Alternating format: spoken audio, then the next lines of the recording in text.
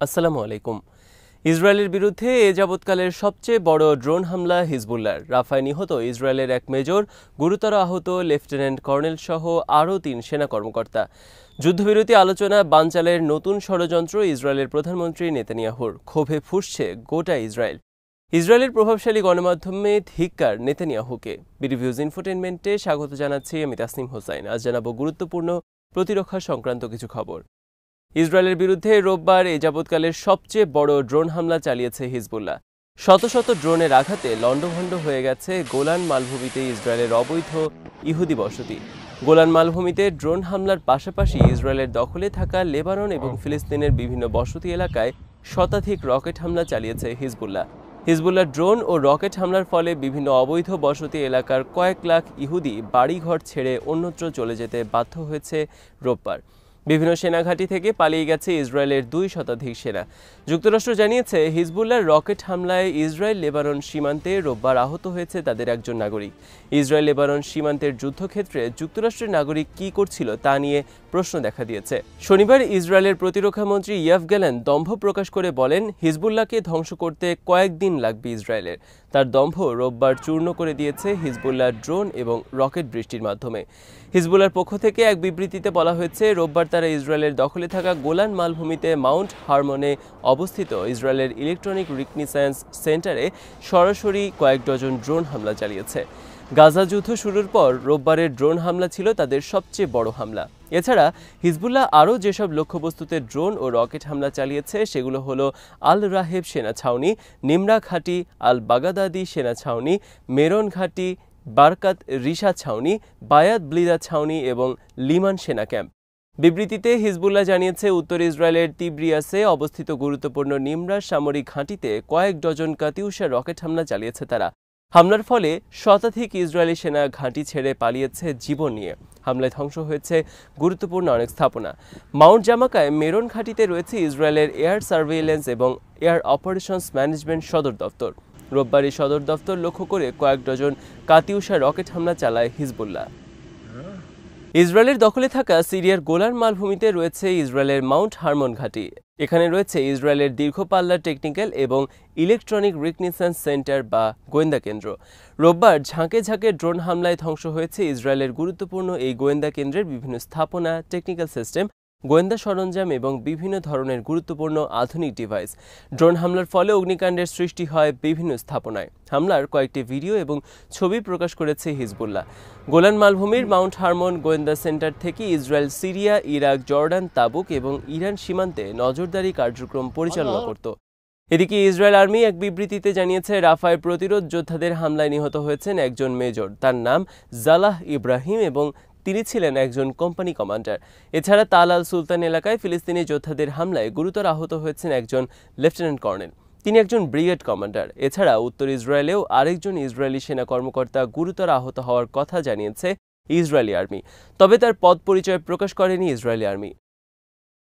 যুদ্ধবিরতি নিয়ে চলমান আলোচনা বানচালে নতুন ষড়যন্ত্র নিয়ে হাজির হয়েছেন ইসরায়েলের যুদ্ধবাজ প্রধানমন্ত্রী নেতানিয়াহু। রোববার বিকালে নেতানিয়াহু যুদ্ধবিরতির বিষয়ে নতুন 4টি শর্ত হাজির করেছেন, যা কারো পক্ষেই মানা সম্ভব নয় বলে জানিয়েছে ইসরায়েলের সংবাদ মাধ্যম টাইমস অফ ইসরায়েল। নতুন 4টি শর্ত হাজির করে নেতানিয়াহু জানিয়েছেন, যুদ্ধবিরতি চুক্তির পরদিনই ইসরায়েলকে গাজায় হামলার অনুমতি দিতে হবে। যুদ্ধবিরতি নিয়ে যখন সব মহলে আশার সঞ্চার হয়েছে, তখন শেষ মুহূর্তে নতুন শর্ত আরোপের কারণে নেতানিয়াহুর বিরুদ্ধে তীব্র ধিক্কার আর নিন্দার ঝড় বইছে গোটা ইসরায়েল জুড়ে।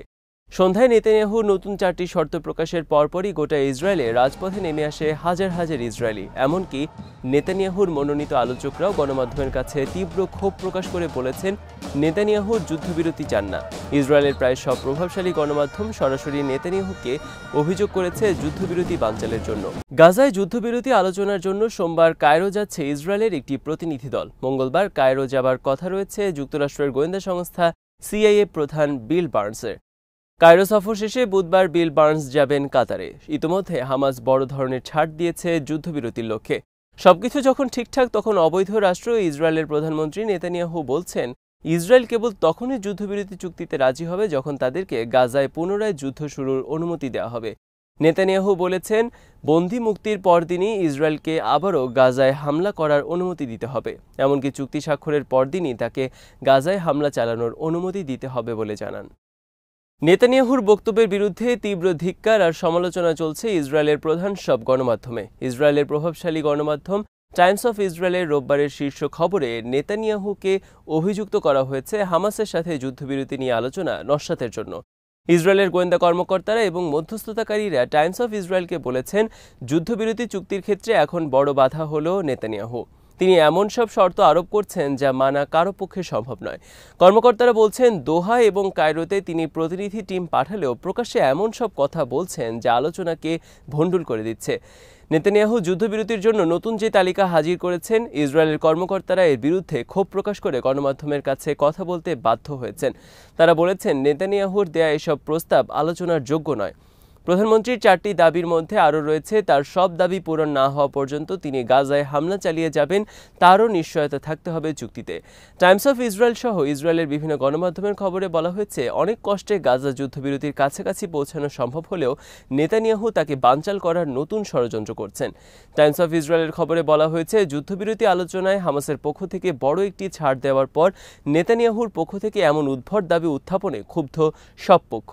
বিশ্লেষকদের মতে, রোববার নেতানিয়াহুর অফিস থেকে নতুন যে 4টি শর্ত প্রকাশ করা হয়েছে তাতে এটি স্পষ্ট যে নেতানিয়াহু যুদ্ধবিরতি চান না, তিনি তার হীন ব্যক্তিগত এবং রাজনৈতিক স্বার্থে যুদ্ধ চালিয়ে যেতে চান।